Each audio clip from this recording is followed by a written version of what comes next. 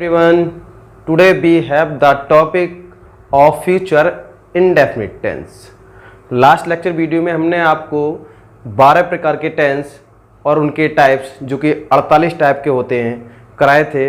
इस वीडियो में हम आपको फ्यूचर इंडेफिनिट टेंस को तीनों टाइप से विद एग्जाम्पल विद डिटेल के साथ आपको दिखाएंगे। ठीक है, तो बना रहिए हमारे यूट्यूब चैनल पर और देखते रहिए सेंटेंस। ये थे जो पिछली वीडियो में हमने आपको बताया था, जैसे टेंस कितने होते हैं। मैं ज़रा रिवाइंड दिला रहा हूँ, आपको याद करा रहा हूँ। 3 टेंस होते हैं, तीनों के 4 पुत्र हुए थे, ठीक। और चारों को कितने तरीके के कपड़े पहन रखे थे वो हमने आपको दिखाए थे।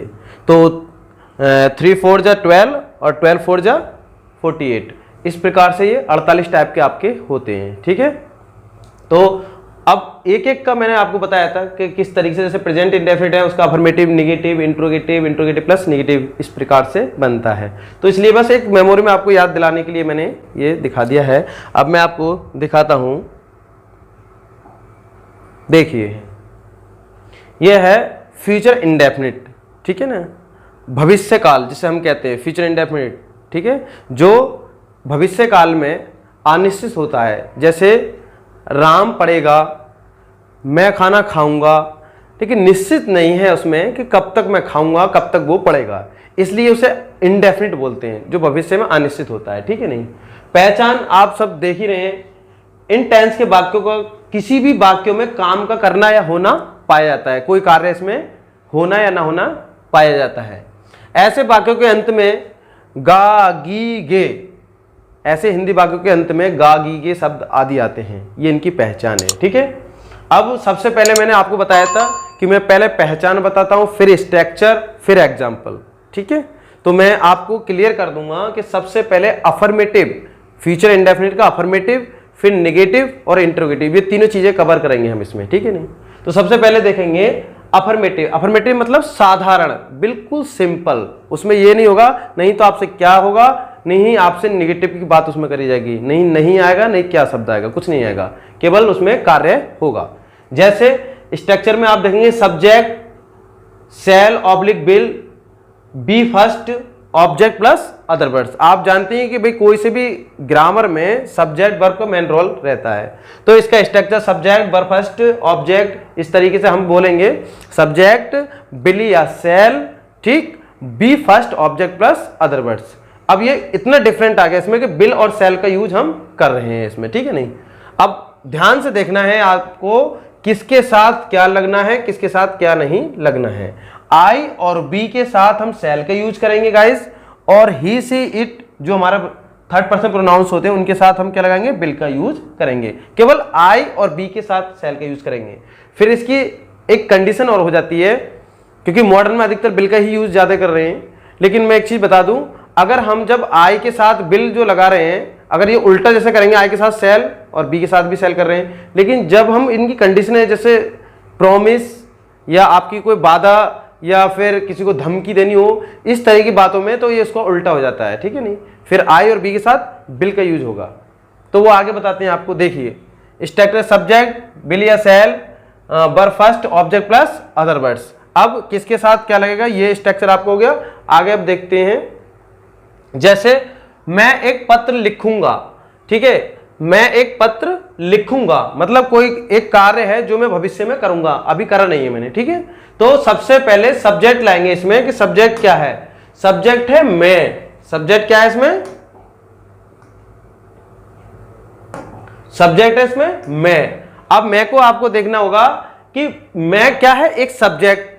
अब वो काम क्या कर रहा है, पत्र लिखने का, क्या करेगा, पत्र लिखने का।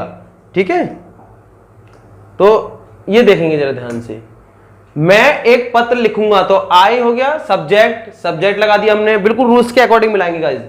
ठीक है, फिर क्या है, बिल या सेल, क्या चीज लाएंगे, तो मैं है, मैं के आई बोलते हैं इंग्लिश में। ठीक है, तो आई के साथ क्या आएगा, सेल, तो क्या लाएंगे यहां से, सेल, आई सेल। ठीक, फिर क्या आएगा, वर्ब, वर्ब क्या है, लिखने की, write, I shall write a letter. Object क्या है, एक पत्र, I shall write a letter. तो ये आ गया आपका आई, फिर हेल्पिंग वर्ब, फिर मैन वर्ब, फिर ऑब्जेक्ट, ठीक है, आई शैल राइट ए लेटर। इसी तरीके से नेक्स्ट देखेंगे, वह लिखेगा, वह लिखेगा। इसमें ऑब्जेक्ट नहीं दिया क्या लिखेगा, लेकिन वह लिखेगा, सब्जेक्ट और वर्ब, तो ही विल राइट, ठीक, ऑब्जेक्ट दिया नहीं है तो इसलिए ऑब्जेक्ट लिखेंगे नहीं, तो he will right, he will right, ठीक। इसी तरीके से हम दौड़ेंगे राज पड़ेगा, ETC, काफी सेंटेंस है, बस क्लियर क्या करना है आपको, स्ट्रक्चर, सब्जेक्ट विल या shall be first object plus other words, clear. आगे नेक्स्ट बढ़ते हैं, दिखाते हैं। अब आता है आपका निगेटिव। निगेटिव मतलब नकारात्मक, जिसमें नॉट से लगा होगा आपका, जैसे नहीं शब्द आएगा, जैसे मैं एक गाना नहीं गाऊंगा, ठीक है, पिताजी अखबार नहीं पढ़ेंगे, मतलब नहीं शब्द जरूर यूज होगा इसमें, इसलिए इसका नाम निगेटिव मतलब नकारात्मक रखा गया है, ठीक है। देखते हैं इसे, बी नंबर पे आप देखेंगे जरा ध्यान से, निगेटिव सेंटेंस में इसमें क्या हो जाएगा गाइस, रूल्स नंबर 2 है हमारा, सब्जेक्ट शैल ऑब्लिक विल, इनके बाद लग जाएगा नॉट, क्या लग जाएगा, नॉट, ये है आपका नॉट, ये देखो ध्यान से, सब्जेक्ट विल या शैल plus not be first object plus other words, ये हो गया आपका रूल्स स्ट्रक्चर, जिसे हम कहते हैं। अब मैं मदद नहीं करूंगा तो क्या बनाएंगे, आई शैल नॉट हेल्प, क्या हो जाएगा, आई सब्जेक्ट शैल फिर नॉट लगा दो, आई शैल नॉट हेल्प, हम स्कूल नहीं जाएंगे, we shall not go to school, वह तुम्हें गाली नहीं देगा, तो he will not abuse you, वह आपको गाली नहीं देगा। तो निगेटिव भी गाइस बहुत सिंपल है, केवल नॉट लगना है बिल और सेल की बात, ठीक है। आगे फिर चलते हैं और दिखाते हैं आपको इंट्रोगेटिव, जो इसका तीसरा स्ट्रक्चर है, इसे बोलेंगे हम प्रश्नवाचक। क्या बोलेंगे गाइस, प्रश्नवाचक। इसका होता है क्वेश्चन वर्ड विल या सेल सब्जेक्ट बर फर्स्ट ऑब्जेक्ट अथवा क्वेश्चन मार्क चिन्ह, ठीक है। इसमें WH फैमिली का मतलब क्वेश्चन वर्ड से ही है, ठीक है, नहीं क्वेश्चन वर्ड जिससे बोलते हैं, तो मैंने क्वेश्चन वर्ड यहाँ आपको दिखा भी दिए हैं वीडियो में, क्यों, कब, कैसे, कहां, क्या, कौन सा, किसका, किसका, कौन, हु, किसको, ETC, काफी है ये, ठीक है। अब यहां पर हम स्ट्रक्चर इसका देख लेंगे, उसी के अकॉर्डिंग बनाएंगे। जैसे वे लोग कहां, अब क्वेश्चन वर्ड बीच में आ गया, कहां जाएंगे, वे लोग कहां जाएंगे, तो सबसे पहले अगर क्वेश्चन वर्ड मैंने पहले ही बताया था, अगर क्वेश्चन वर्ड गाइज अगर बीच में आता है तो उसकी अंग्रेजी सबसे पहले लगती है, उसके बाद हेल्पिंग वर्ब फिर सब्जेक्ट, ठीक है। तो कहां की अंग्रेजी क्या है, वेयर, तो हमने वेयर लिख दिया, ठीक। फिर है हेल्पिंग वर्ब, तो बे, दे, उसके साथ विल आ गया।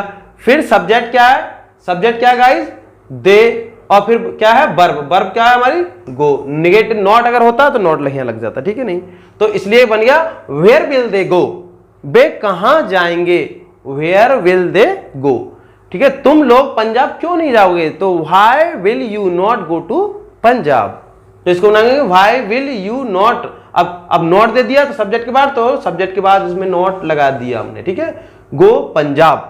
Okay, have you got it, I think आपको समझ में आ गया होगा ये।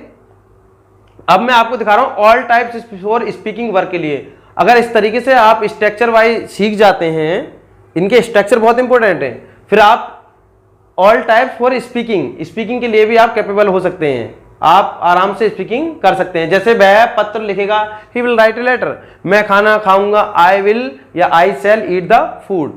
अब दो चीजें मैं कंडीशन नोट कर रहा हूं इसमें कि आई और बिल का कभी कभी कंफ्यूजन है, आई के साथ साथ कभी बिल भी देख लेते हैं, कभी शैल भी, ये कंफ्यूजन क्या है, इनमें मैंने बता दिया था किसी से वादा या प्रॉमिस या धमकी, कुछ कंडीशन ऐसी होती हैं, जैसे मैं बिलारी आवश्यक जाऊंगा, तो अगर आवश्यक शब्द जो आया है ये बिल को दर्शाएगा, फिर यहां पर शैल नहीं आएगा, फिर उल्टा हो जाएगा, तो यह हो जाएगा I will go to Bilari, इसका मतलब है मैं बिलारी जरूर जाऊंगा, ठीक है। कोई वादा भी कर सकता है, मैं कल अवश्य आऊंगा, किसी को मैं कल तेरे को मार दूंगा, I will kill you definitely tomorrow, next sentence कुछ भी हो सकते हैं इस तरीके, ठीक है, नहीं। तो जब कंडीशन या जोर अगर दिखाई दे तो वहां पर चेंज कर देते हैं, बाकी सब सेम रहेगा, ठीक है। तो ये है कुछ सेंटेंस जो कि आप बोल सकते हैं, क्या वह पत्र लिखेगा, will he write a letter, क्या वह पत्र नहीं लिखेगा, will he not write a letter, ठीक है। वह पत्र क्यों लिखेगा, why will he write a letter, etc. You can make lot of sentence if you know the how to make sentence, and you will have to keep the structure in your mind, and then you are capable for speaking English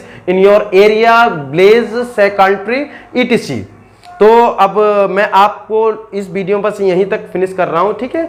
और अब मैं next video लेके आ रहा हूं future continuous, ठीक है। उसमें आपको विद स्ट्रक्चर एग्जाम्पल के साथ बिल्कुल एक एक क्लियर करके एक एक एग्जाम्पल के साथ समझाएंगे। और अगर वीडियो आपको पसंद आ रही हो, अगर अच्छी लगी हो तो लाइक कमेंट शेयर जरूर करें, ठीक है। और नेक्स्ट वीडियो में हम इससे ज़्यादा और मेहनत करेंगे, ठीक है गाइज। मिलते हैं नेक्स्ट वीडियो में, जब तक बन रही है हमारे यूट्यूब चैनल पर। Thank you, bye bye.